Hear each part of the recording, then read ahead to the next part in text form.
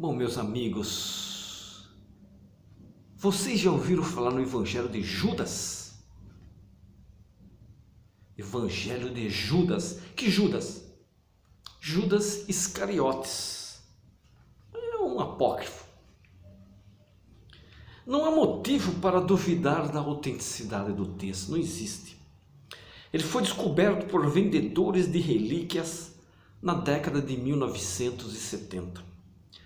Foi oferecido para acadêmicos e preservado em condições deploráveis por 3 décadas. Analisado desde 2001 e foi anunciado ao mundo no ano de 2006. Vocês lembram? O alvoroço que ele criou? O problema é, erros na tradução e a pressa na interpretação levaram o mundo, as pessoas, a acreditar que o livro defende o apóstolo que teria traído Jesus. Que apóstolo? Judas Iscariotes. Na verdade, não é isso o que está escrito ali. Não é isso. E apesar do que o nome com que ele foi batizado sugere, não se trata de um evangelho escrito por Judas Iscariotes. Não. Produzido possivelmente no século II. Possivelmente. O texto segue uma linha de misticismo tão diferente do cristianismo tradicional que deixou os historiadores sem saber como caracterizar tantas maneiras tão diversas entre si de caracterizar Jesus e seus ensinamentos. Existem vários textos apócrifos que foram encontrados em levas nas ruínas de Nag Hammadi no ano de 1948. Tá? De onde surgiram quase todos os textos cristãos apócrifos. Esses evangelhos apócrifos apresentam Cristo como o representante do verdadeiro Deus, muito maior do que o Javé das Escrituras, e que para a parte dos autores tem 2 lados, um masculino e um feminino. São textos apócrifos. São textos muito diferentes dos canônicos. Eles não se propõem a descrever a vida do Filho de Deus, mas a interpretá-la, encaixá-la em um conjunto de forças espirituais grandiosas e que vêm de tradições muito distantes do judaísmo. No geral, para esse grupo dispar de autores, a centelha divina está dentro de cada ser humano, e autores dos textos apócrifos. Os mais famosos desses evangelhos, quais são? O evangelho cóptico de Tomé é famoso, de Pedro então, o evangelho de Maria Madalena, o evangelho de Felipe. Mas o de Judas Iscariotes surgiu depois de uma maneira que só poderia provocar muito barulho, e provocou barulho, hein? Muito barulho, muitas interpretações.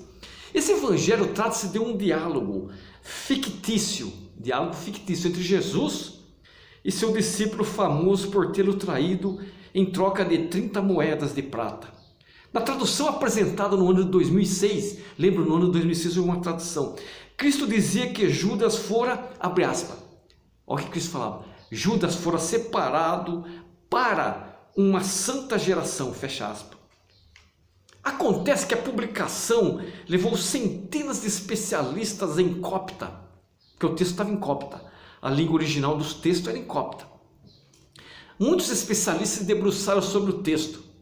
O que eles descobriram? Que Jesus ali na verdade diz, Judas fora, abre aspas, separado de uma santa vocação, não é de para uma santa vocação, mas de uma santa vocação ele foi separado, de uma santa geração.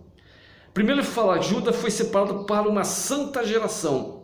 Quando os especialistas debruçaram em cima desse texto copta, eles entenderam que havia um erro, e não era de para, era de uma santa geração.